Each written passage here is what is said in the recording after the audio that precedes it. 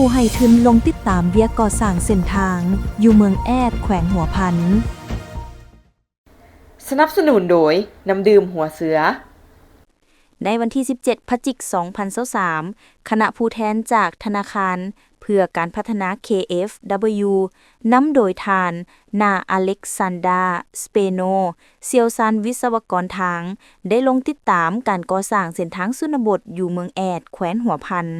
โดยการต้อนรับจากทานแอวงแสงคำรองประธานคณะกรรมการปกครองเมืองและทานพิศพลพิลาวงศ์รองกรมขัวทางกระทรวงโยธาธิการและขนส่งพร้อมทีมงานที่เกี่ยวข้องท่านเสริมคำจันทวงศ์หัวหน้าโครงการพัฒนาชนบทระยะ 3 และ 4 กรมขัวทางกระทรวงโยธาธิการและขนส่งได้รายงานเกี่ยวกับโครงการพัฒนาชนบทระยะ 3 หรือ RDP 3 แมนมูลค่า 6 ล้านยูโรที่รัฐบาลลาวและเยอรมันลงนามร่วมมือในวันที่27 ธันวาคม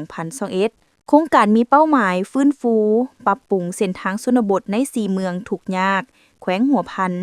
แต่ได้จัดตั้งปฏิบัติในปัจจุบันอยู่ 3 เมืองคือเมืองแอด 2 สัญญาเสียงคอ 1 สัญญาและศพเบ้า 1 สัญญาเส้นทางที่ก่อสร้างมีความยาว 31.1 กิโลเมตรพร้อมกับการก่อสร้างขัว 7 แห่งยาว 30 เมตรต่อแห่งและทอบอกดาโล 10 แห่ง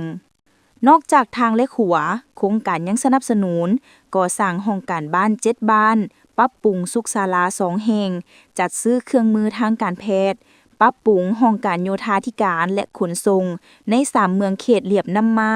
สำเร็จ 100% การลงพื้นที่ของคณะผู้แทนจากธนาคารเพื่อการพัฒนา KfW ครั้งนี้บ่เพียงแต่เพื่อกวดกาความคืบหน้าแต่ยังเป็นสัญญาณว่าผู้ให้ชื่นมีความใส่ใจให้โครงการนี้ส่งผลกระทบด้านบวกสู่ชุมชนอย่างแท้จริงการพัฒนาเส้นทางชนบทเฮ็ดให้เพิ่มการเข้าถึงบริการพื้นฐานอำนวยความสะดวกให้การค้าการขนส่งสร้างโอกาสให้ชุมชนเข้าร่วมขบวนการพัฒนา